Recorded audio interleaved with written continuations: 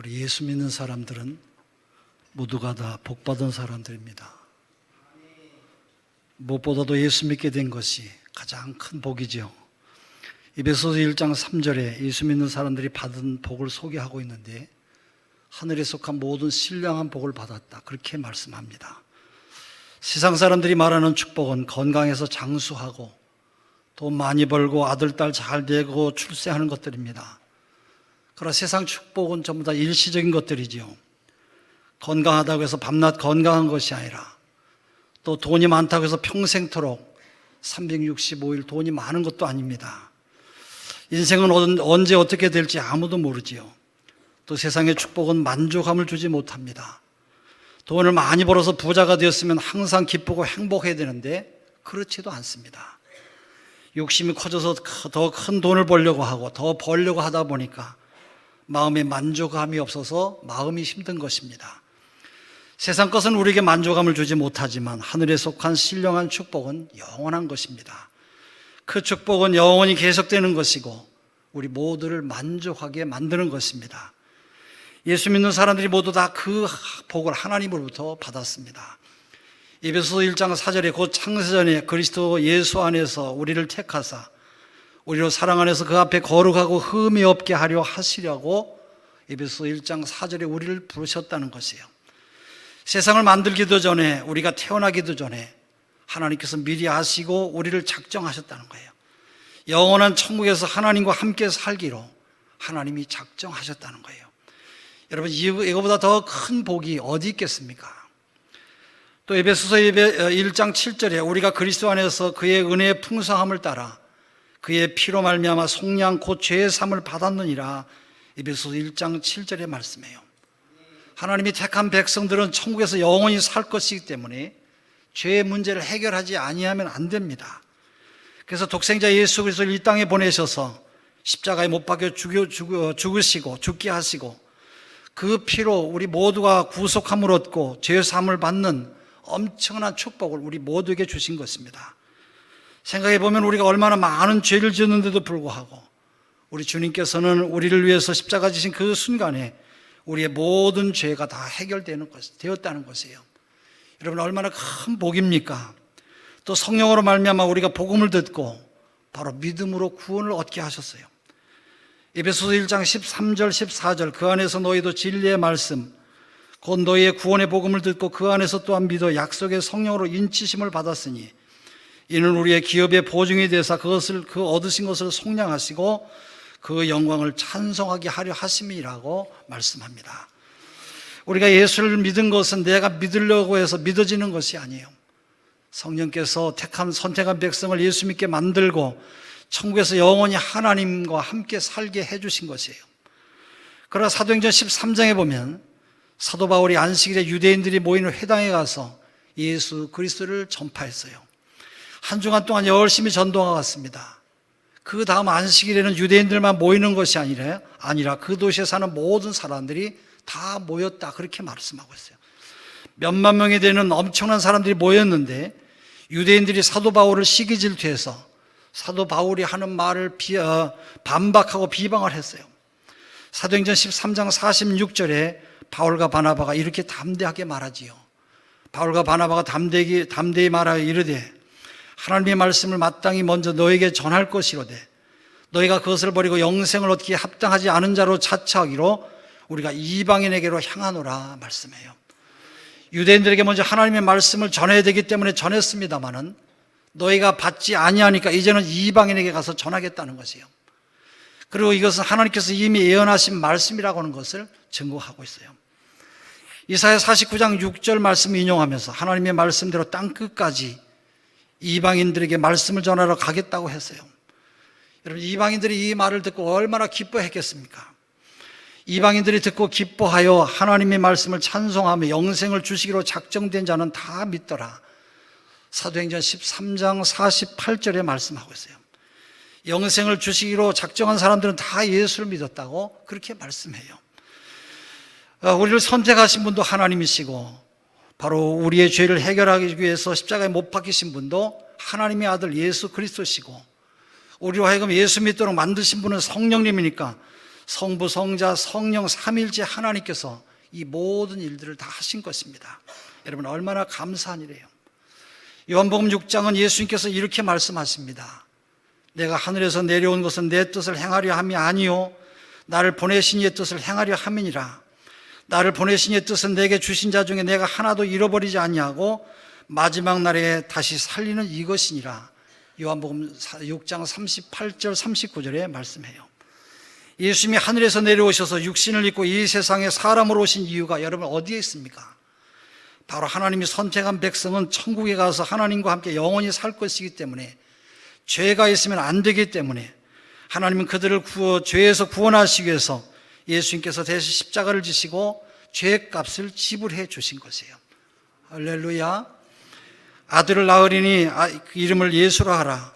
이는 그가 자기 백성을 그들의 죄에서 구원할 자이심이라. 마태복음 1장 21절에 말씀을 해요. 바로 그래서 자기 백성을 구원하신다는 것이에요. 오늘 우리가 깨달을 수 있는 것은 하나님께서 창세전에 선택하시고 성령께서 우리를 믿도록 하셨기 때문에 우리가 예수를 믿게 되었다는 것이에요. 그러므로 우리가 예수 믿어 구원받은 것은 전적으로 하나님의 은혜예요. 하나님께서 우리에게 은혜를 베풀어 주셨어요. 여러분 늘 감사하며 사시기를 바랍니다. 요한복음 14장 16절에 보혜사신 성령을 우리에게 주셔서 영원토록 우리와 함께 하실 것이라고 말씀하셨어요. 내가 아버지께 구하겠으니 그가 또 다른 보혜사를 너에게 주사 영원토록 너희와 함께 있게 하리니 말씀해요. 우리를 홀로 있게 하지 아니하시고 예수 믿는 사람들에게 성령을 보내주셔서 영원히 함께 해주시겠다는 것이에요. 그러므로 우리 안에는, 우리의 마음속에는 성령님이 언제나 함께 계세요.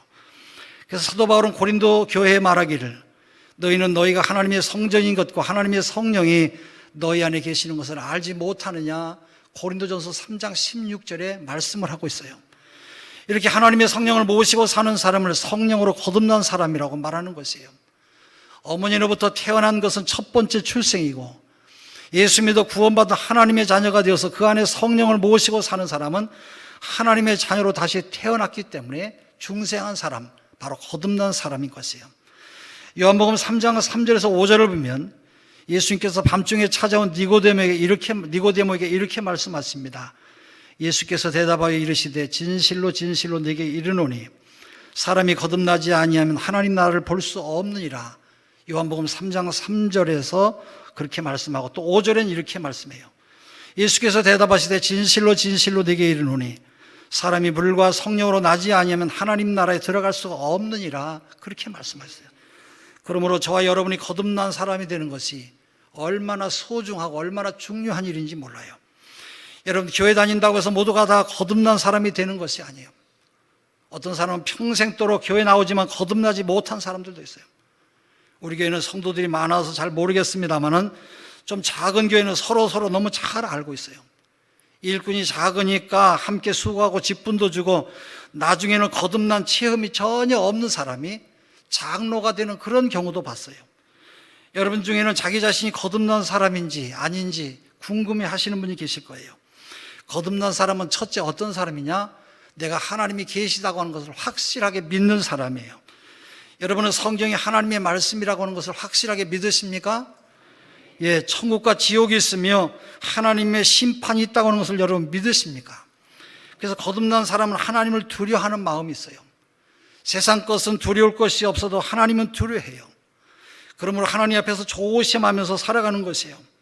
무엇보다도 예수님은 살아계신 하나님의 아들이시고 그리스도시고 오직 주님만이 우리의 구세주라고 하는 것을 믿는 그러한 믿음이 있습니다. 두 번째, 거듭난 사람은 회개가 있어요. 거듭난 사람 안에는 성령이 계시기 때문에 죄를 지면 견딜 수가 없어요. 그냥 지나칠 수 없어서 하나님 앞에 용서를 구하는 것이에요.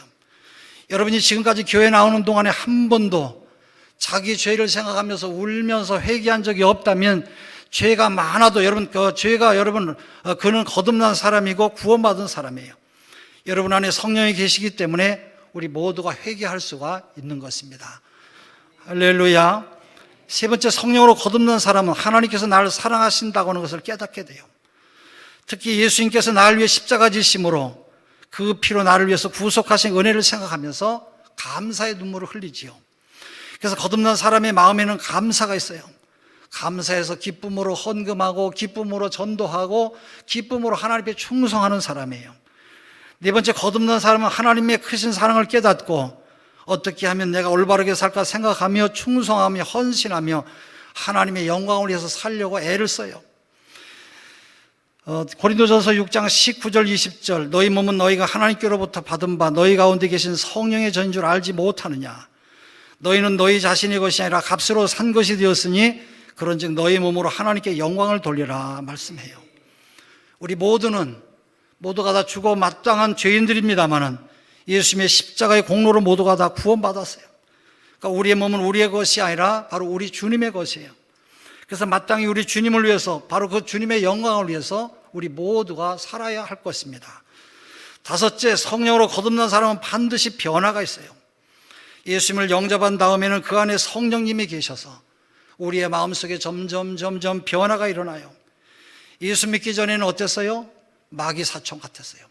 성질도 아주 개떡 같고 악하고 음란하고 거짓말을 아주 잘했습니다마는 거듭난 다음에는 그 안에 성령으로, 우리 안에 계신 성령으로 말미암아 점점 변화되기 시작해서 은혜를 받으면 받을수록 예수님의 성품을 닮아가는 것이에요. 할렐루야. 그래서 예수 믿은 다음에 얼마나 변화되었는가를 보면 그 사람의 성장을 볼 수가 있어요. 우리 교회 성도들은 변하지 아니한 분이 거의 없을 정도로 아주 많은 분들이 변화가 되었어요. 바로 저분이 변화된 모습을 보면 얼마나 좋은지, 나는 그런 분들을 볼 때마다, 만날 때마다 기분이 좋습니다만은, 그러나 변하지 않은 성도도 그렇지 않아서 교회 나온 지 오래되었습니다만 오래될수록 더 고약해지는 사람이 있어요. 집사이고 장로지만 하나님과 하나님의 심판을 믿지 아니하고 하나님을 두려워하지도 아니하면서 마치 자기 교회를 마음대로 주물럭거리면서 우리 교회가 아니라 그 이웃 교회를 말하는 거예요. 왕노릇하고 교역자들을 괴롭히며 못된 짓을 하는 그런 사람이 있어요. 점점 더 강팍해지고 더 고약해지고 아주 못된 짓을 하는데 왜 그렇습니까? 그 사람이 예수 믿는 사람, 바로 거듭난 사람이 아니기 때문에 그래요. 그 안에 성령이 계시지 아니하고 악령이 그 마음 중심에 있어서 점점 나쁜 짓을 하는 것이에요. 우리가 하나님의 은혜를 받으면 받을수록 우리의 믿음이 성장하는데 그 믿음의 성장은 변화되는 것을 볼 수가 있어요. 변화되는 것을 보고 알 수가 있어요. 성령 충만하면 믿음 충만해지고 믿음이 충만해지면 사랑이 충만해져요. 성령은 사랑의 영이시기 때문에 그래요. 우리 하나님은 사랑의 영이시고 성령은 사랑의 영이세요.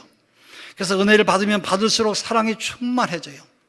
정말로 은혜 받은 사람인가 하는 것을 알려면 얼마나 여러분 저 사람이 은혜를 받고 사랑이 많은가 하는 것을 보면 알 수가 있어요. 이건 아주 중요한 말씀이에요. 그래서 하나님을 사랑하고 이웃을 사랑하고 바로 하나님을 사랑하는 마음이 은혜 받을수록 더 뜨거워지는 것이에요. 그래서 마음을 다하고 뜻을 다하고 목숨을 다해서 하나님을 사랑하게 되는 것이에요. 이렇게 하나님을 사랑하는 사람들은 하나님의 말씀에 순종하는 것을 아주 즐거워하고 기뻐하고 기쁨으로 그 말씀대로 살려고 수고를 해요. 하나님께서 그 모습을 보실 때 여러분 그를 보고 얼마나 여러분 하나님께서 기뻐하시겠어요? 그런 사람을 하나님께서 얼마나 사랑하시고 축복해 주시는지, 성읍에 가도 복을 받고 들에 가도 복을 받고 들어가도 나가도 복을 받고 손으로 하는 모든 일에 하나님께서 복을 나누어 주시는 것이에요. 하나님께서 그 중심을 보시고 너무너무 기쁘셔서 그를 하나님께서 복을 나누어 주시는 줄로 믿습니다. 하나님을 사랑하는 사람들은 또 자기 마음대로 살지 않아요. 하나님을 사랑하니까 하나님을 기쁘게 해드리고 싶어서 자기 욕심대로가 아니라 하나님의 뜻대로 살려고 아주 애를 많이 써요. 여러분 하나님께서 그 모습만 보셔도 얼마나 기뻐하시겠어요. 그러므로 하나님의 뜻대로 살려고 애쓰며 기도하는 사람들은 어떤 기도든지 어떤 기도를 하든지 하나님께서 그 기도를 다 이루어 주시는 것이에요. 요한일서 5장 14절에 보면 사랑의 사도 요한이 간증을 하지요. 요한일서 5장 14절 15절에 그를 향하여 우리가 가진 바 담대함이 이것이니 그의 뜻대로 무엇을 구하면 들으심이라. 우리가 무엇이든지 구하는 바를 들으시는 줄을 안즉 우리가 그에게 구한 그것을 얻은 줄을 또한 아느니라. 요한일서 5장 14절 15절에 말씀해요. 자기에게는 아주 담대한 것이 있는데 하나님의 뜻대로 무엇을 구하든지 다 이루어 주시는 것이에요. 그래서 사도 요한은 하나님의 뜻대로 구한 것은 다 받은 줄로 믿는다고 한 것은 한 번도 자기에게는 외회가 없었기 때문인 것이에요. 자기 욕심과 뜻대로 살지 아니하고 오직 하나님의 뜻대로만 살기 원하는 마음으로 여러분이 한번 기도해 보세요. 하나님, 내 소원은 하나님의 뜻대로만 사는 것입니다. 하나님의 뜻대로만 살도록 하나님께서 나를 인도해 주세요. 하나님의 뜻을 가르쳐 주세요. 여러분, 하나님 앞에 기도해 보세요. 하나님께서 가장 좋은 길로 인도해 주시고 가장 좋은 것을 주시고 우리의 삶을 가장 잘 되게 하나님께서 은혜 주실 줄로 믿습니다. 하나님을 사랑하는 사람들은 또한 거룩하게 살려고 애를 써요. 하나님이 거룩하셔서 거룩하게 사는 사람을 기뻐하신다고 하는 것을 알기 때문에 하나님을 사랑해서 기쁘게 해드리려고 죄를 끊어버리고 못된 것을 끊어버리고 거룩하게 살려고 힘을 쓰는 것입니다. 하나님을 사랑하는 사람들은 하나님을 위해서 살고 싶은 꿈과 소원과 욕망이 있어요. 하나님을 사랑하기 때문에 내가 어떻게 하면 하나님을 기쁘시게 해드릴까 하는 그런 소원이 그에게 있어요. 하나님께서 그의 중심을 보시고 얼마나 기뻐하시는지 몰라요. 다윗은 하나님을 위해서 성전을 지어드리고 싶은 소원이 그에게 있었어요.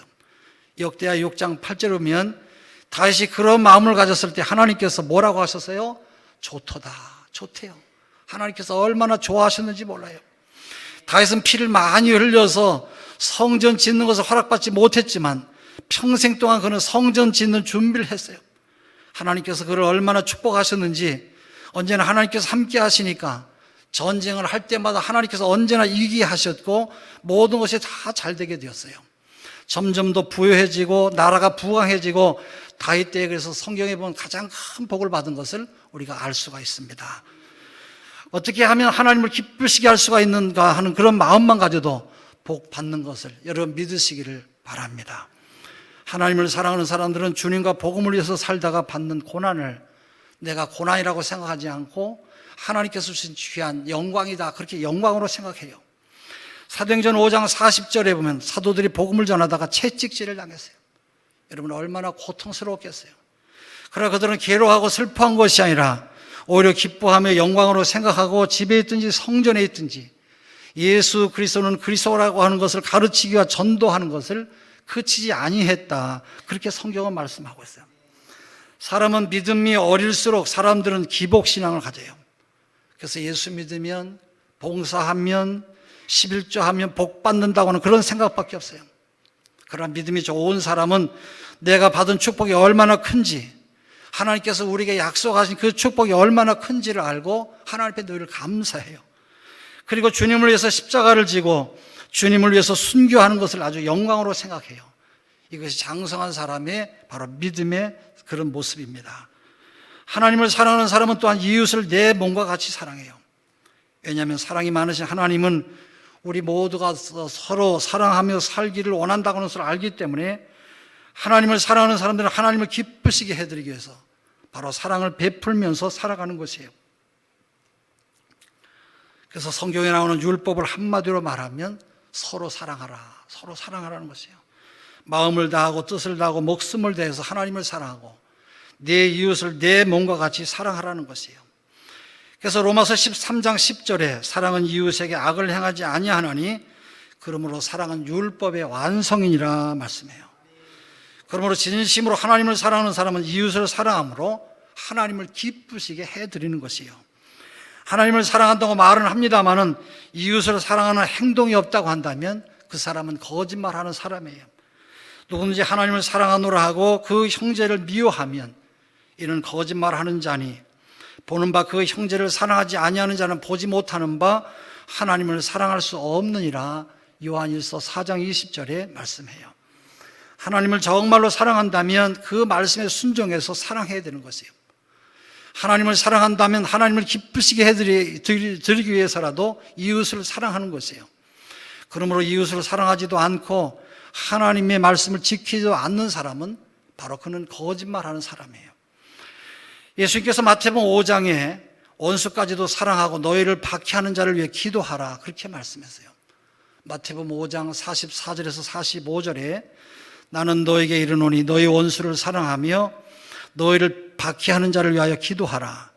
이같이 한즉 하늘에 계신 너희 아버지의 아들이 되리니 이는 하나님이 그 해를 악인과 선인에게 비추시며 비를 의로운 자와 불의한 자에게 내려주심이니라. 마태복음 5장 44절 45절의 말씀이에요. 미워하는 게 아니라 그를 불쌍히 여기고 그를 기도해 주라는 것이에요. 무엇보다도 그를 사랑할 수 있을 때까지 기도하라는 것이에요. 우리가 하나님의 말씀대로 순종하면 바로 사랑의 하나님이 감동을 받으세요. 그리고 그 원수의 마음을 변화시켜 주시고 나를 괴롭히던 사람들이 나를 돕는 천사가 되는 것이에요. 또 45절의 말씀과 같이 이 말씀을 지키는 사람이라야 하나님의 자녀가 된다, 그렇게 말씀하고 있어요. 할렐루야.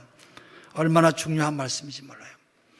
또 사도 요한은 요한일서 3장 10절에 이러므로 하나님의 자녀들과 마귀의 자녀들이 드러나나니 무릇 의를 행하지 아니하는 자나 또는 그 형제를 사랑하지 아니하는 자는 하나님께 속하지 아니하니라 말씀하고 있어요. 형제를 사랑하지 않고 불의한 짓을 하는 사람은 하나님께 속하지 아니했다, 그렇게 말씀해요. 우리는 남을 미워할 자유는 없어요. 사랑할 의무만 있어요. 우리가 정말로 거듭난 하나님의 자녀라고 하면 원수라도 여러분 사랑하며 미워하지 않고 그를 도와줘야 돼요. 사랑하기 위해서 사랑하게 해달라고 우리가 기도해야 되는 것이에요. 바로 이런 것이 하나님의 자녀인 것을 증거하는 것입니다. 교회라고 해도 사랑을 잃어버린 교회는 교회가 아니에요.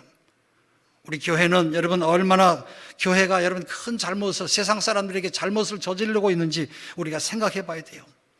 에베소 교회가 처음 사랑을 잃어버리니까 촛대를 옮긴다고 하셨고 정말로 그렇게 되었어요. 아주 무서운 말씀이죠. 우리가 살고 있는 이 세상은 악하고 음란한 지옥과 같은 그런 세상이에요. 원수 마귀는 지금도 자기의 때가 얼마 남지 아니한 것을 알고 우는 사자와 같이 바로 자기들이 삼킬 자를 찾아 헤매고 있어요. 그러므로 우리가 성령 충만을 받지 아니하면 믿음으로 살아갈 수가 없어요. 우리에게 있는 이 수많은 죄악을 이길 수가 없어요. 하나님의 말씀대로 살려고 해도, 사명을 다해서 전도하려고 해도 우리에게 용기가 그렇게 쉽게 나지 않아요. 그러므로 성령의 은혜를 다 받으시는 여러분 되시기를 바랍니다. 오직 성령이 너에게 임하시면 너희가 권능을 받고 예루살렘과 온 유대와 사마리아 땅끝까지로 내 증인이 되리라 하시니라. 사도행전 1장 8절에 말씀하고 있어요. 정말로 성령 충만한 은혜를 받으면 세상에 두려울 것이 아무것도 없어요. 담대히 나가서 복음을 전하기 시작하니까 예루살렘 교회가 폭발적으로 부흥을 했어요. 목숨을 내놓고 전도하는 사람들 때문에 복음이 땅끝까지 전파되기 시작한 것이에요. 우리 모두가 성령 충만을 받아야 여러분 우리에게 역사하는 마귀를 이길 수가 있고 세상을 이기며 살아가는 승리의 삶을 살아가게 되는 줄로 믿습니다. 성령 충만한 교회가 되면 믿음 충만한 교회가 돼요. 무엇보다 사랑이 충만한 교회가 돼요. 성령 충만을 받으면 마음의 천국이 이루어지고 가정 천국, 교회 천국이 이루어져서 땅에서 천국을 맛보며 우리 모두가 행복하게 살아갈 수가 있어요. 저와 여러분 모두가 다 평생토록 성령 충만한 하나님의 사람들로 살아가시기를 주의 이름으로 축원합니다. 기도하겠습니다. 하나님 아버지 감사합니다. 우리와 영원토록 함께 하시겠다는 주님의 말씀을 끝까지 붙들고 모든 믿음으로 승리하는 우리 모든 성도들 되게 하여 주시옵소서. 예수 그리스도 이름으로 기도합니다. 아멘.